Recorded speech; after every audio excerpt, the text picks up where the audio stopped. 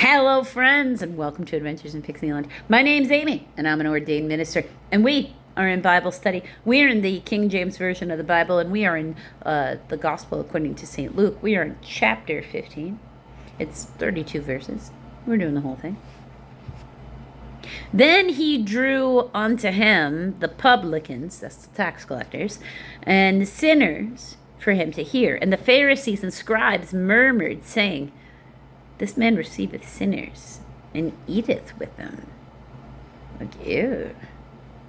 And he spake this parable unto them, saying, What man of you, having 100 sheep, if he lose one of them, doth not leave the 99 in the wilderness, and go after that which is lost until he find it? Like that, every shepherd does that. I know, it's like, what about the rest of them?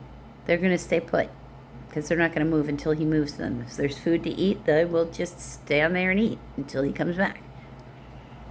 And when he hath found it, he layeth on his shoulders, rejoicing. And when he cometh home, he calleth together his friends and neighbors, saying unto them, Rejoice with me, for I have found my sheep which was lost. I say unto you, that likewise joy shall be in heaven over one sinner that repenteth, more than over 99 just persons which need no repentance.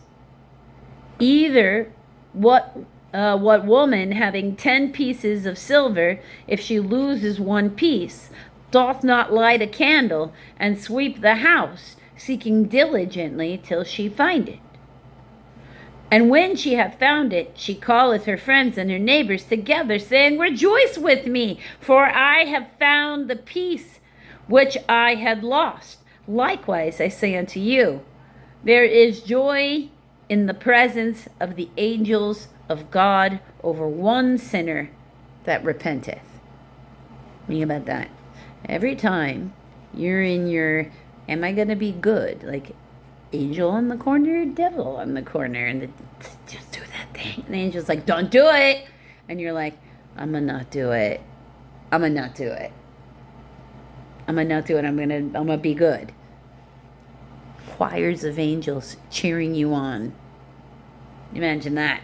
And he said, a certain man had 2 sons. The younger of them said to his father, Father, give me the portions of goods that falleth to me. And he divided unto them his living. And not many days after, the younger son gathered all together, and took his journey into a far country, and there wasted his substance with riotous, R-I-O, riotous living. Being a drunkard and stuff. And when he had spent all, there arose a mighty famine in the land, and he began to be in want. And they went and joined himself to a citizen of that country, and sent him into his fields to feed swine. And when he would fain have filled his belly with the husks that the swine did eat, and no man gave unto him. And when he came to himself and said, How many hired servants of my father's have bread enough and to spare, and I perish with hunger?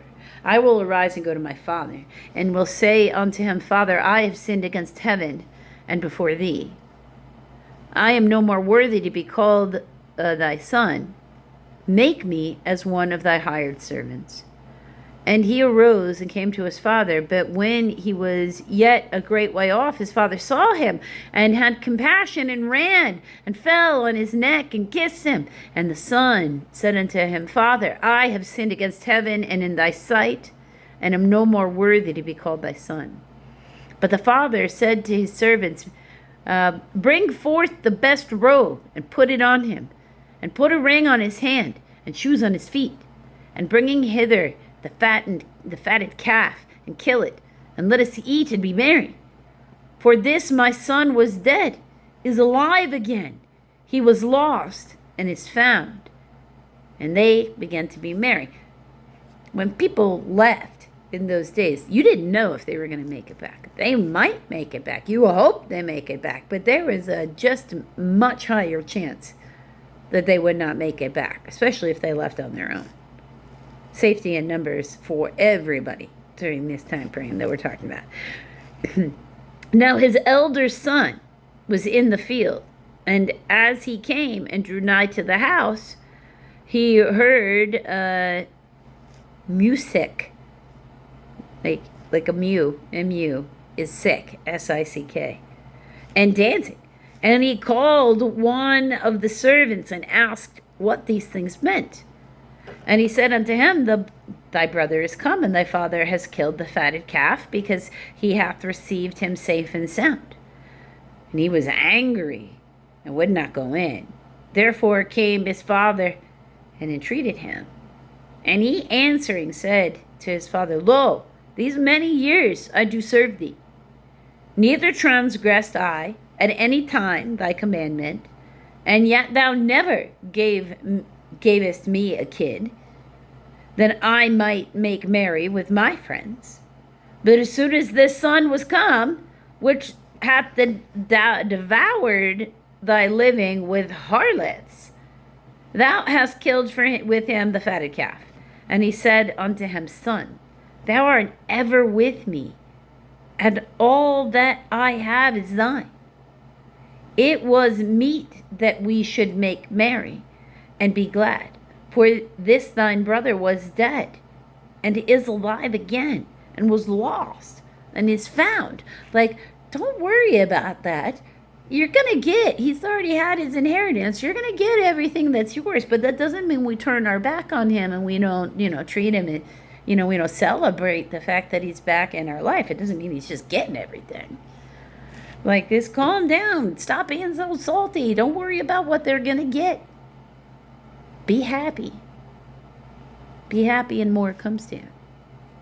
Be salty and you repel the good away. I hope you'll join me tomorrow, friends, when we will be doing chapter 16. Until then.